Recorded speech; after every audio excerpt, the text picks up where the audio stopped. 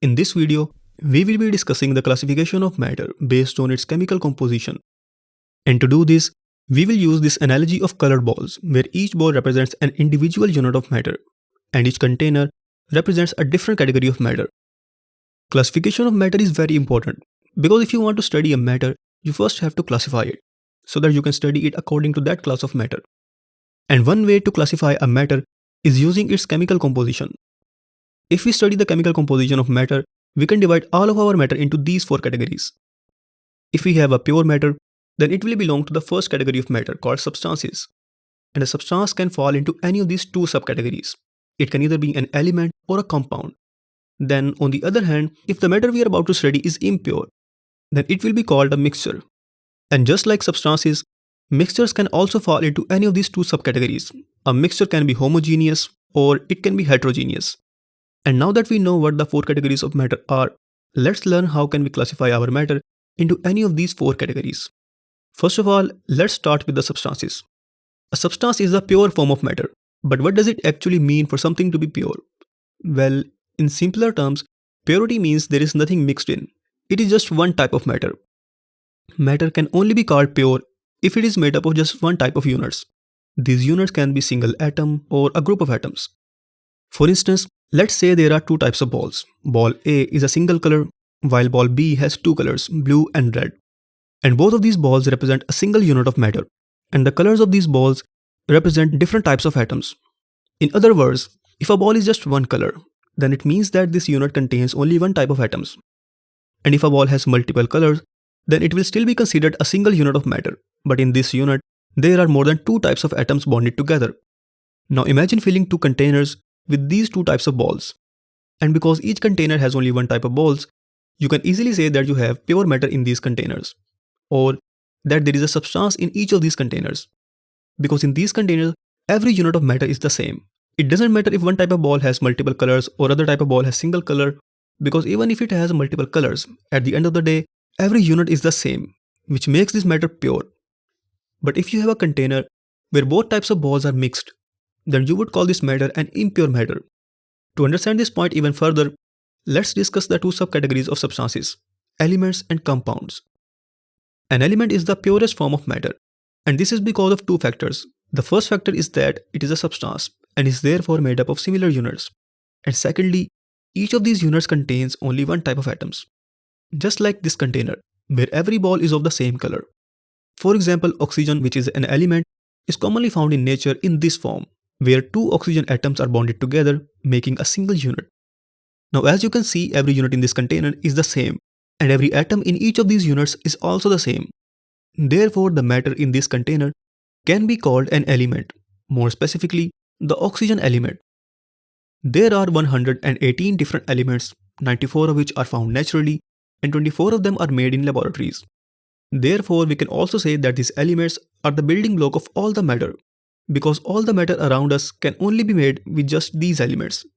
And we can't break down a matter into anything simpler than these elements.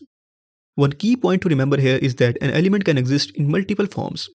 These different forms have different types of units, but all of them still contain the same type of atoms. For example, the oxygen element is commonly found in nature in the form of dioxygen gas, where each unit contains two oxygen atoms. But oxygen element can also be found in the less common form called ozone, where each unit contains three oxygen atoms. And these forms of an element with different types of units are called allotropes of that element. Another example of allotropes is graphite and diamond. Both of these metals are made up of same type of atoms, that is carbon. But due to different arrangement of atoms, they have different appearances and properties. The second subcategory of substances is called compounds. A compound is any matter in which two or more different elements are chemically bonded together in a fixed ratio. In other words, a substance can only be classified as a compound if it meets these three conditions. Its units must contain atoms from at least two different elements. The atoms must be chemically bonded either through an ionic or a covalent bond. And the ratio of these elements must always be fixed and specific. For example, water is a compound because it satisfies all of these conditions. It contains atoms from two different elements, hydrogen and oxygen. These atoms are chemically bonded, and every unit of water will always have the same fixed ratio of hydrogen to oxygen atoms, which is 2 to 1. And if we again use that analogy of colored balls, then these multicolored balls will represent a unit of water. The blue color indicates hydrogen atoms, and red color indicates the oxygen atoms. And if you fill a container with these balls, then you can say that you have a compound in this container. The next major category of matter is mixtures. Mixtures are physical combinations of two or more substances where each substance retains its chemical composition and properties. In simpler terms, a mixture must have the following characteristics. It must contain two or more substances. The substances must be physically mixed, meaning there is no chemical reaction or chemical bonding involved. And finally, in mixtures, substances can either be distributed uniformly or non-uniformly.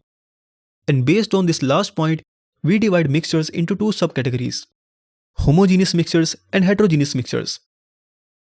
A mixture with a uniform composition is called a homogeneous mixture. A uniform composition means that the components of the mixture are evenly distributed. For instance, if you dissolve a pinch of salt in a glass of water, you create a homogeneous mixture because the salt is uniformly distributed throughout the water. Or you can say that the concentration of salt is uniform throughout the mixture. To understand this uniform distribution, let's go back to our analogy of colored balls. Let's say these two balls represent two substances, and you mix them in such a way that both types of balls are evenly distributed throughout the container. No matter where you look, you will see that both types of balls are distributed evenly. And if you have such a mixture, then you would call it a homogeneous mixture. Generally speaking, in homogeneous mixtures, separating the components is very difficult, and you would have to use some physical separation techniques like evaporation, distillation, or filtration. Another example of homogeneous mixture is steel, which is a mixture of iron and carbon.